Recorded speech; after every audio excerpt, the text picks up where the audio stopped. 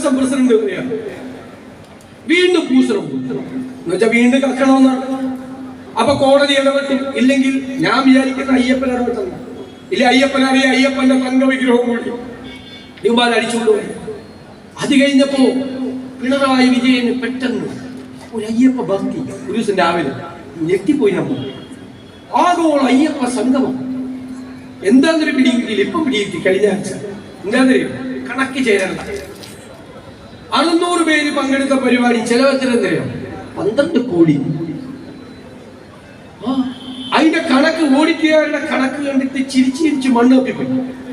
600 പേര് പങ്കെടുത്ത പരിപാടിയിൽ കണക്ക് എഴുതിയേക്കും. രാവിലെ 3000 പേര് ബ്രേക്ക്ഫാസ്റ്റ് കഴിച്ചത്, ഉച്ചയ്ക്ക് ലഞ്ച് കഴിച്ചത് 4000 പേര്, രാത്രി അത്താഴത്തിനായപ്പോൾ അത് 5000 പേര്. കിടക്ക വരെ അടിച്ചു മാറ്റി. നന്ദഗോപ ഭജന സംഘം ഗാനമേള നടത്തി 8 ലക്ഷം രൂപ. ആ ഗാനമേള ട്രൂപ്പ് പോകേണ്ടത് ഞങ്ങൾ ആ പരിസരത്തേക്ക് പോയിട്ടില്ല. മനസ്സിലായി? എന്ത് കളവാണ്. ഞാൻ പറഞ്ഞ കൊല്ലം കോർപ്പറേഷനെ പണ്ട് CPM ഭരിക്കുമ്പോൾ, ഇപ്പൊ നമ്മളാ ഭരിക്കുന്നത്, ഒരു ഫെസ്റ്റിവൽ നടത്തി ഒരു കുതിരയെ കൊണ്ടുവരും. കുതിരയെ കൊണ്ടുവരുമ്പോൾ വാഹനം വേണ്ട. വാഹനത്തിന്റെ വൗച്ചർ എഴുതിയെടുക്കണം. വൗച്ചർ എഴുതി വാഹനത്തിന്റെ നമ്പർ എഴുതി. അവസാനം ഓഡിറ്റുകാർ പരിശോധിച്ചപ്പോൾ കുതിരയെ കൊണ്ടുവന്ന വാഹനം ഏതാണെന്ന്. കുതിരയെ കൊണ്ടുവന്ന വണ്ടി മാരുതി 800. മാരുതി 800 കുതിരയെ കൊണ്ടുവന്ന വിദ്വാന്മാരാണ് അവിടെ സ്വർണ്ണം അടിച്ചത്. കമന്ന് വീണാൽ കാൽപ്പണവുമായി പോകുന്ന കൊള്ളക്കാരുടെ സർക്കാരാണ് കേരളം ഭരിക്കുന്നത്.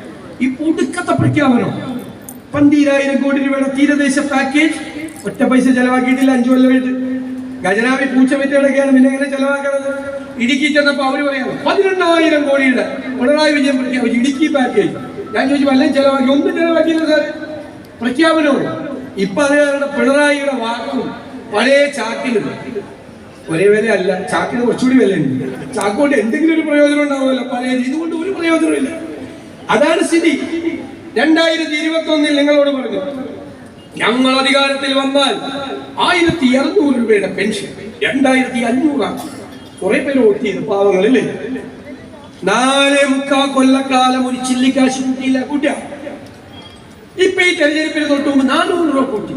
അപ്പൊ ഞങ്ങൾ പറഞ്ഞു മലയാളിയെ പരീക്ഷിക്കരുത്. മലയാളി എന്ത് ചെയ്ത് ആ 400 മേടിച്ച് പോക്കറ്റിലിട്ട് പോളിംഗ് ബൂത്തിൽ പോയി UDF വോട്ട് ചെയ്തു. അപ്പൊ നമ്മുടെ ഇടുക്കിയിലൊരു ആശാനുണ്ടല്ലോ എല്ലാവരെയും ചീത്ത വിളിക്കുന്ന ആ മണ്ടൂത്തിരി മണിയാശ ചീത്ത വിളിച്ചു കഴിഞ്ഞ ദിവസം. കേരളം കണ്ട ഏറ്റവും മോശം പ്രതിപക്ഷ നേതാവെന്ന് പറഞ്ഞു. നല്ല എന്ന് പറയുന്നത് എന്റെ വാർഡ്. അപ്പോ പുള്ളി പറഞ്ഞു വോട്ടർമാരെ ചീത്ത വിളിച്ചു.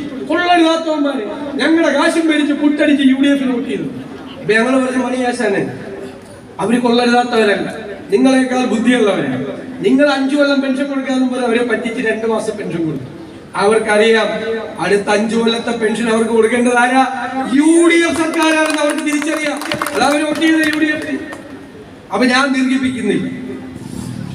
100-ലധികം സീറ്റുമായി ടീം UDF അധികാരത്തിലേക്ക് തിരിച്ചു.